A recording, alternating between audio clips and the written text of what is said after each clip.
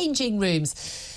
Oh, TERFs like me, trans-exclusionary radical feminists, we're dubbed, I just call us just, women who just want to keep our hard-won rights and safety, have been complaining for quite some time about men using our changing rooms, our toilets, wanting to be in our so-called safe spaces for quite some time. And more people are speaking out, and quite rightly. But when they do, doesn't often go the way they expect it to. This is what's happened to 5 NHS nurses: Bethany Hutchison, Lisa Lockie, Anise Grundy, Tracy Hooper and Joanne Bradbury, dubbed the Darlington Five. You'll have heard about them before.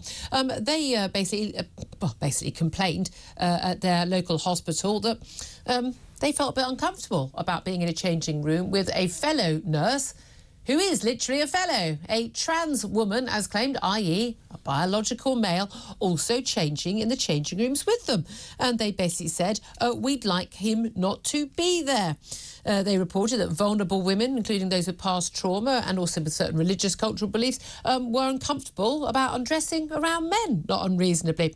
Well, they brought a legal case in June alleging sexual harassment against their employer, County Durham and Darlington NHS Foundation Trust.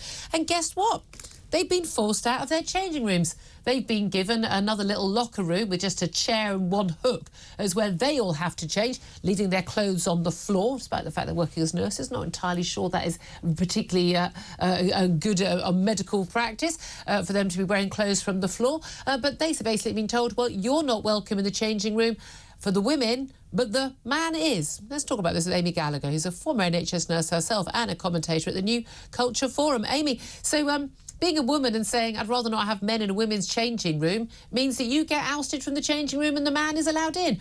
The world is topsy-turvy, is it not? Yeah, this is an unbelievable story because we know in April of this year the NHS Constitution was changed to include that sex would be seen as a biological fact. And actually it was brought in that, for example, a trans woman patient wouldn't be allowed on a female ward. So that because he's a man. Yeah, so that patients would be able to have single-sex spaces. And I would have thought surely that would apply also to staff, like it would make sense that it would do. But obviously that isn't the case, and things like this are still happening. And what's remarkable about this is that the changes that were made were that all the female nurses, which is probably going to be most nurses because most nurses are female, were moved into a small, lesser furnished room, while the trans woman, the man, got to stay in the more appropriate changing room. So I don't understand why it is that the females have to change their behaviour and they have to be given an inappropriate room, and the man gets to stay in the nice room. It doesn't make sense to me. Well, it does make sense because we know that in lots of organisations, particularly public institutions like the NHS, basically trans rights trample on women's rights. They do so again and again and again. And it's only when women stand up this actually comes to the fore. I mean, this is absolutely outrageous that women are being forced to change in front of men. There's a reason why women were given single-sex spaces. It was because there are most men, perfectly normal guys, who, by the way, don't want to change in the same room as women because they know it would make them uncomfortable, it would make the women uncomfortable. That's why they're perfectly happy to have those single-sex spaces.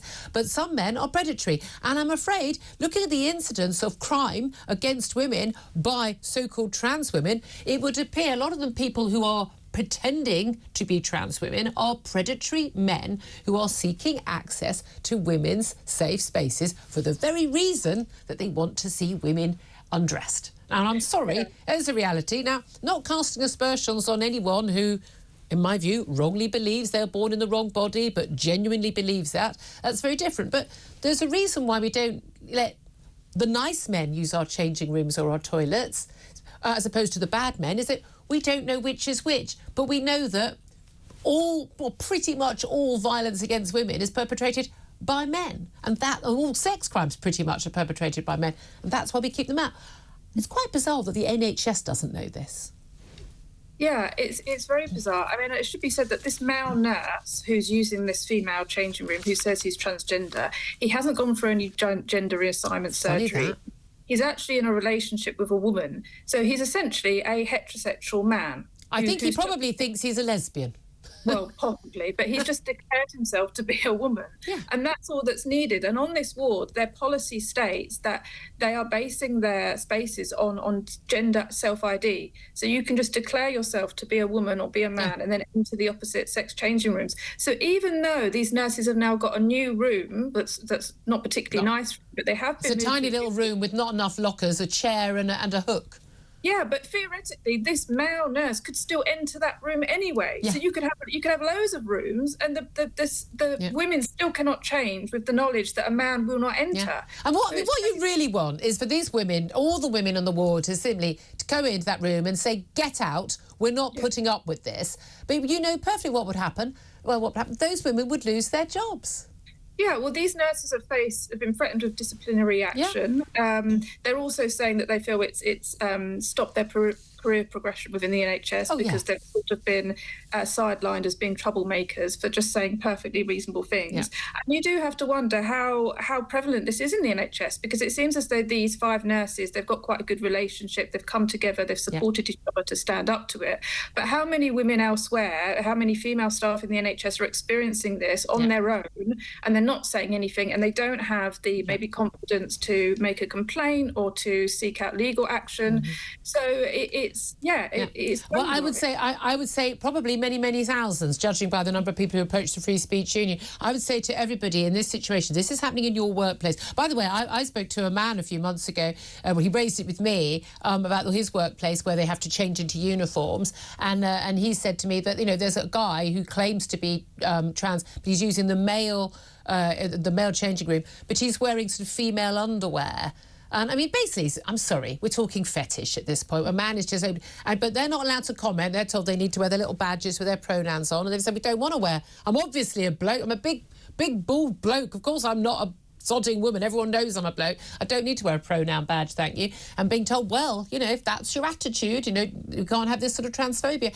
But then being forced to be in a changing room with someone who's parading his sexual fetish around by wearing, a bra. He's clearly a man. He doesn't need a bra. Women wear bras for a specific reason, And this stuff is just bizarre. But of all the places you'd expect biological reality to matter, it would be the NHS, because it's kind of crucial. But I think everyone, get in touch with the Free Speech Union and get in touch with Sex Matters, fantastic organisation protecting women, and they will be able to inform you what your legal rights are, because actually we've got a lot more legal rights than people say, and we all need to stand together on this stuff. Certainly, we would love to speak to any of the Darlington nurses. I know my production team have been in touch with them. We'd love to speak to them. I'm absolute heroes and give them any help we can. But, Amy, let's talk about something else as well, because, again, this is all part of the madness. The capture of all our institutions, schools, the NHS, universities is where it started, and we imported it from America.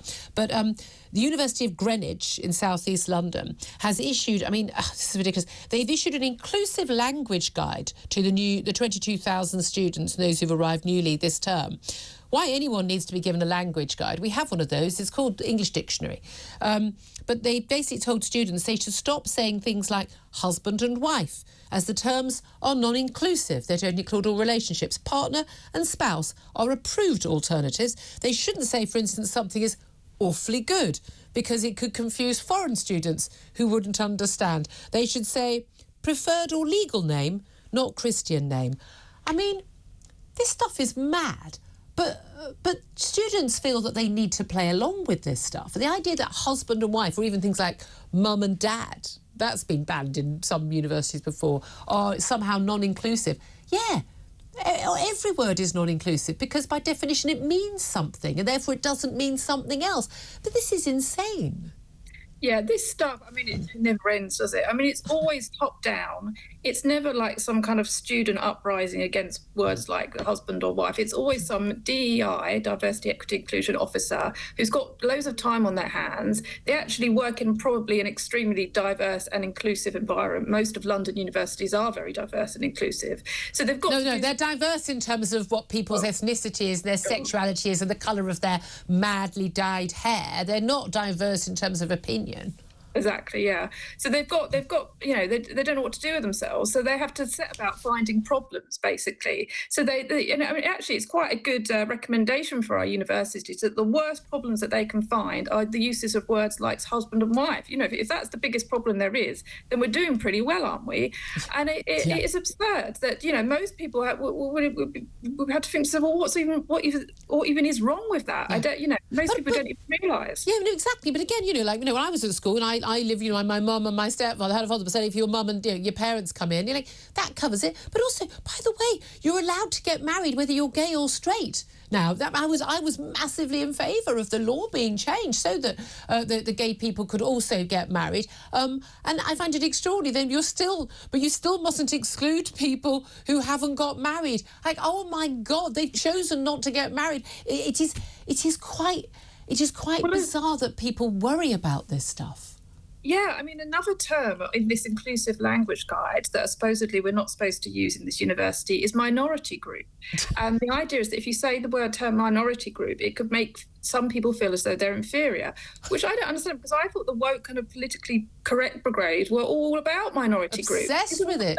Exactly. But also, you might be an ethnic minority in this country, but you won't be an ethnic minority, for instance, in the rest of the world, or, you know, if you're in China or if you're in Nigeria. Because, you know, you and I would be an ethnic minority in both of those countries. It would be a simple, democratic, factual statement, would it not? Maybe we should just stop judging people by these things. Funny that. Amy, always talking sense. Keep up the great work. Amy Gallagher, a former NHS nurse, commentator at the New Culture Forum.